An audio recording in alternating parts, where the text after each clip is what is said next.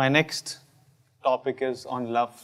This is an age where we all, where we all fall in love and we all love to love and we all love being loved. So my first question is, all you need is love is a popular saying, and I've been told by people that like money is not the most important thing, love is more important. If we have love, we can be together, we can be good. But I come from a school where I'm like, dhanam moolam idam jagat. I'm like, what will I and you love? And if we don't have money, what will we even do? So my question is having a life full of love and not much money better, or is like going for ambition and working on our careers and making lots of money and security, but then maybe you don't find the right person, but you settle or whatever. So what is a trade-off? Because it is a trade-off. We don't have time to do both things, like most of us don't. So I was told some things were going on in the WhatsApp and stuff, that in Hyderabad, after the demonetization, women are beginning to marry for love. Women are making so much money, Sadhguru. So, I would like your definition of what is it that you're calling as love? First of all, that's another question. Like, my personal feeling, like I don't know. I've felt love, but I don't know how to define this word. I think this is a word that greeting card companies came up with to market stuff. And one more issue I had with love is, because it's so untangible, when I say I love you, you say I love you, we could be completely…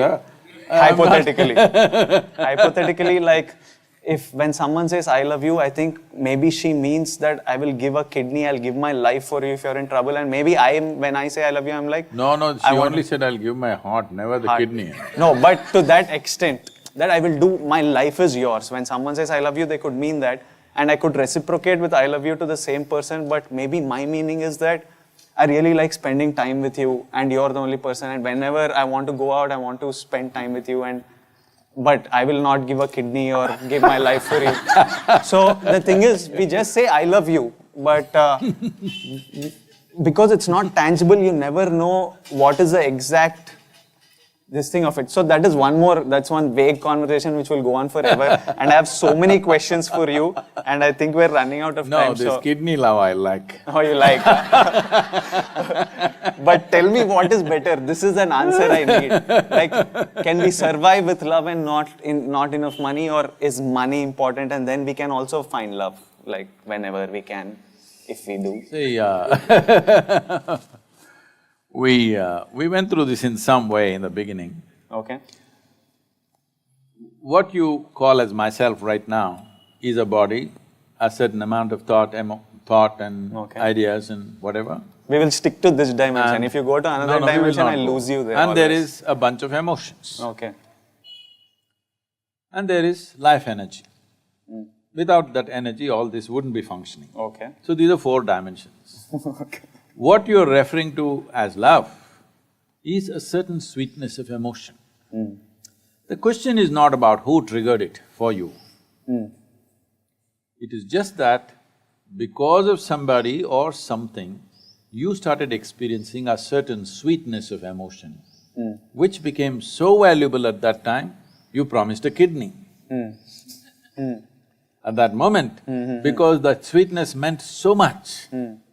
So essentially it's sweetness of emotion. What sweetness means is, see, if the body becomes sweet, we call this health.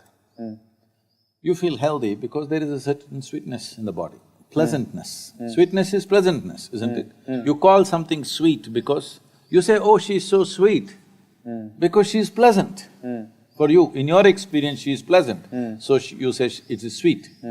So, if your body becomes pleasant, we call this health. If it becomes very pleasant, we call this pleasure. If your mind becomes pleasant, we call this peace. You're feeling pleasant, so you say, I'm peaceful.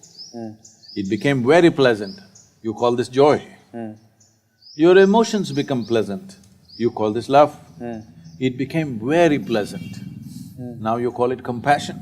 If it is somewhat pleasant only for one person, we call this passion. It became very pleasant, we call it compassion. Now, you feel like that, absolute sweetness towards the tree and the air you breathe and the people. You don't even know who they are, it doesn't matter, you have pleasantness. So we say compassion. If your very life energies become pleasant, we call this bliss. If it becomes very pleasant, we call it ecstasy. If your surroundings become pleasant, we call this success. So right now what you're doing is, you're pitting sweetness of emotion versus sweetness of the surroundings. To create sweetness of the surroundings, we need the cooperation of many forces. Situations have to cooperate, people have to cooperate, many things have to fall into place. Otherwise, success doesn't happen. Pleasantness of surroundings will not happen unless there is a skill to it, there's a talent to it, there's a certain amount of management to it, there are many things. But the sweetness of the body, the sweetness of the mind, the sweetness of the emotion and the sweetness of your energy must be 100% you are making, isn't it? Yes or no? The sweetness of the surroundings, everybody has a stake, all of them will play a role in this. But the other four dimensions, the sweetness should be managed by you. So if you are in charge of that, then you would keep this always profusely sweet. Your mind, your emotion, your body, everything, you would keep it that way. Then all these struggles wouldn't even be relevant to you. This is one dimension. Money is a means to facilitate external situations. Love is a means to create internal pleasantness. How can you use a bathroom spray to make global warming go? Can you? I can't. It doesn't work like that, I'm saying. Yeah, it doesn't. What I'm saying is, the sweetness of inside or sweetness of surroundings both require time to build that sweetness. No. Huh? Like if I have to be successful in my… Sweetness of outside needs time, energy, effort, resource. Like a relationship needs nurturing, you need to spend time with that is the different thing. This is what I'm trying to distinguish. See, love is what happens within you. This is the sweetness of your heart. Relationship is… sometimes it's hard work. Oh, when I'm talking about love, I'm not talking spiritual, this is all No, relationship. I'm not talking only, anything everything. spiritual. There's nothing spiritual, this is emotion. Okay. See, right now, you're smiling. Yeah. Is it spiritual or just a regular smiler? Spiritual dimension I don't understand. That is I'm what, full you ground. don't have to understand that because you don't even have to name it that. All I'm saying is, if your body is feeling pleasant, you feel smile. healthy Yeah. and nice. If your mind is feeling pleasant, you feel peaceful and joyful. If your emotion is feeling pleasant, you feel loving and compassionate. So, why do you want to call it spiritual, non-spiritual nonsense? There's no such thing. So right now you sit here, you have very sweet emotion, not towards anything or anybody, you're just sitting here, sweet emotions. Has it happened to you?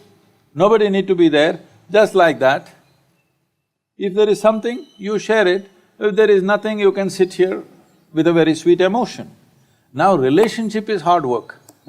That is external success. You have to build it, you have to manage it, there are many aspects to it.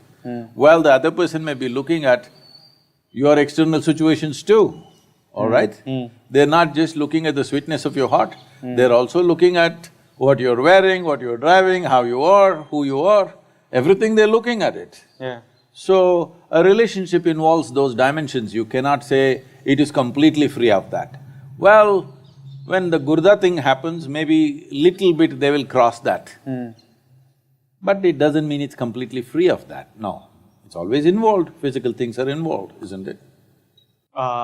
This sweetness, what did you call love? Sweetness of the heart. Sweetness of your emotion. Sweetness of my emotion, if it happens with 2-3 people, then… It cannot happen with 2-3 people, it can only happen within you. Okay. It only happens within you. If it is happening within me… No, 3 people are stimulating it. 3 people may be stimulating it. Okay. I am asking you, do you want to be a push-start machine or a self-start machine? Self-start? Self-start means your sweetness must be turned on by you. If you want to share it, you can share it. If you don't want to share it, you don't share it. But you must be sweet for your own self, not for some… See, love is not about somebody.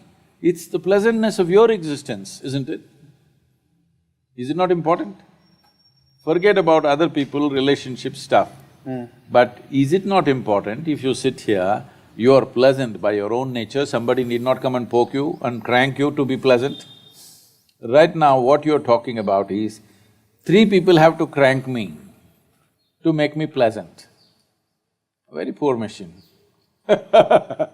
You remember the old ambassadors? Yeah. Always they parked downslope, because morning you have to push.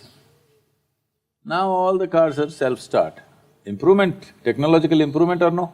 I'm just asking you to upgrade your technology so that you self-start. If you wake up in the morning, you're full of joy and love. If somebody comes, we will share. If nobody comes, we're just fine.